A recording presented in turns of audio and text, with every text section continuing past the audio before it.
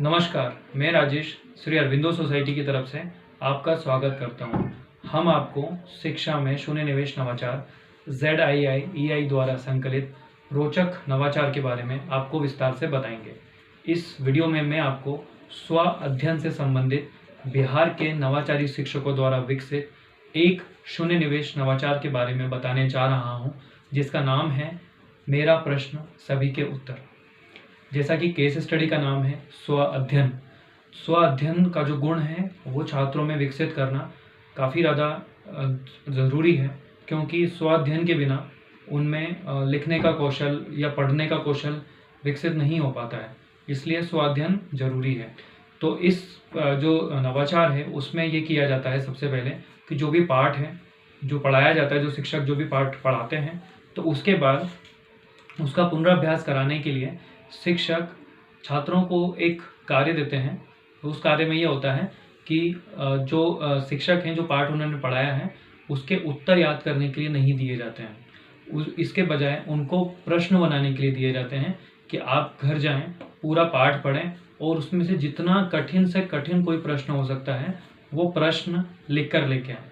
इस गतिविधि की वजह से छात्रों में एक तो वो पाठ पढ़ने की रुचि पैदा होती है और अब उन्हें यहाँ पर उत्तर याद नहीं करने हैं, उसके बाद बदले उनको केवल प्रश्न बनाने हैं। तो प्रश्न बनाने से वो सबसे पहले प्रश्न बनाने के प्रति उत्साहित हो जाते हैं।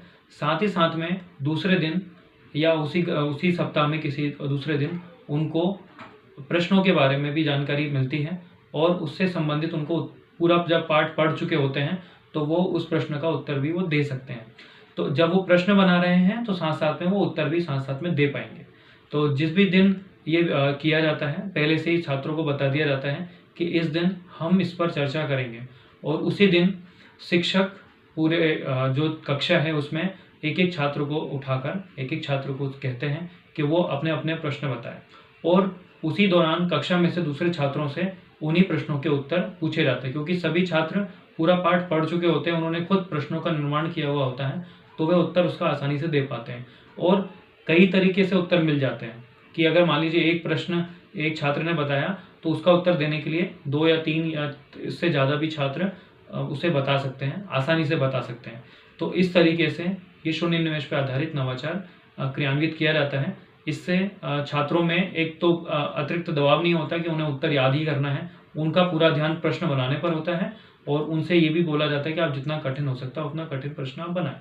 तो इस तरीके से पूरे पाठ का पुनराभ्यास भी हो जाता है और छात्रों पर कोई भी अतिरिक्त दबाव नहीं आता है।